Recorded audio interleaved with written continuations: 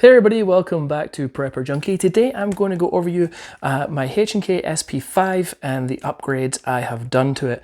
Now you've probably seen this in the channel a couple of times. I've done a couple of different reviews where it's been included. If you haven't seen them, this is by far my absolute favorite gun I have owned, shot, reviewed, whatever. I absolutely love this gun. It's amazing. So let's start at the back here. Now obviously when I got this, it didn't have a stock or a brace or anything like that on this. This has been SBR'd, and I do have a brace on the back here. This is an actual German A3 stock from the original MP5. Simple little button back here that you pull back, you pull this way and then you pull back on your stock. I absolutely love this thing, and then just press that back in to close it. So it's great for if I need to put it in a backpack or something like that, I can collapse that down and save some space. This sucker was pretty expensive though. I remember getting it on Gunbroker because they're kind of hard to find, and I think I paid $600 or $700 for it, so it was not cheap. Pretty much anything about the SP5, MP5 is not cheap, or H&K in general is not cheap. But yeah, I did put this on and I'm very happy with it. I do also have a fixed stock here. I think this was like used from an MP5, and I think it was $150 or something like that. So depending on what I'm doing, depends on what I use, but typically I'll have this on here as my favorite one. Moving along, I did change out the rear night sight. Before it had the kind of the castle turret on there, and I wanted the drum, so I switched this out also. It's just, I don't know why it came with the castle rear sight. You know, it's nice to have it kind of be as close to the MP5 as possible.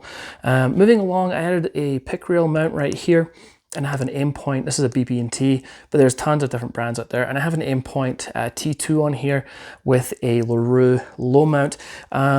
I think I'm actually going to put on a slightly higher mount. This low mount is just a little too low for me when I get behind. I'm having to get really low down. So even though I kind of like the kind of sleek look, I think I need to put on just a slightly higher mount on there to make it a little easier to shoot. So I added that, added the T2. One of the big things I changed out is the lower part here. So this is aftermarket with an aftermarket trigger in here from H&K parts. This is the original one here. It works just fine. I actually do prefer the ergonomics of this aftermarket one a lot better, and I like actually the safety better on this one. I'll show you why in a second. But the trigger is very heavy. It's a long pull. The trigger is not great on the original.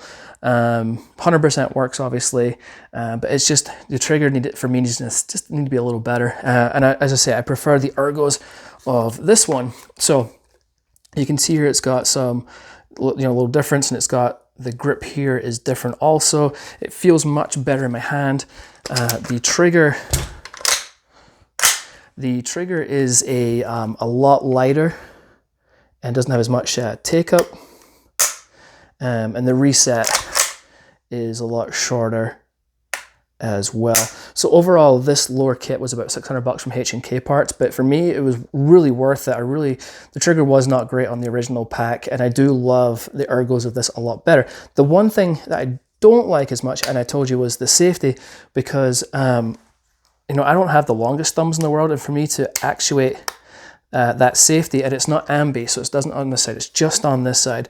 It's a little hard for me to actuate that safety. Yes, I can do it. It's just not as easy as the original one. And you can see here, this one is really extended, as it sticks out a lot further than this one. That is the only slight downside I would say to this lower. Other than that, I do really like it. As I say, it was a great upgrade. You'll notice here I have the double mag, and it's just simple piece of Euro bought. I can't remember the cost of it or the brand. The look of this double mag, it's really cool. So I do like that a lot. Moving up to the kind of the handguard, I kind of went through, I like the original a lot, which is obviously this one. That classic look, it's really cool, and it looks great.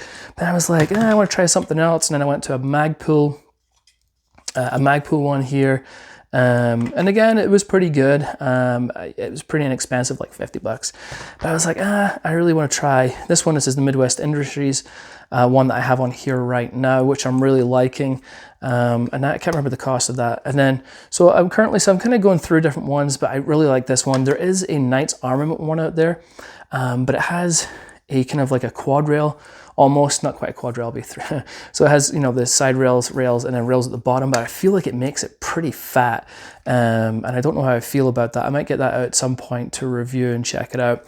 And then this piece right here is just to stop my hand, it's just a hand stop to stop my hand obviously going near my barrel here. And this was just from an M-lock stop, a hand stop. I just took this piece off and added it. So it works just fine for my purposes. I didn't do anything special there. I am still waiting for my Wolfman. My Wolfman is almost a year waiting for the ATF, so I'm getting a little frustrated with that. Thanks, ATF. But I am waiting for that still to come. Suppressed, this thing is just a pleasure to shoot. Unsuppressed, it's still an absolute pleasure to shoot. It's just an amazing firearm.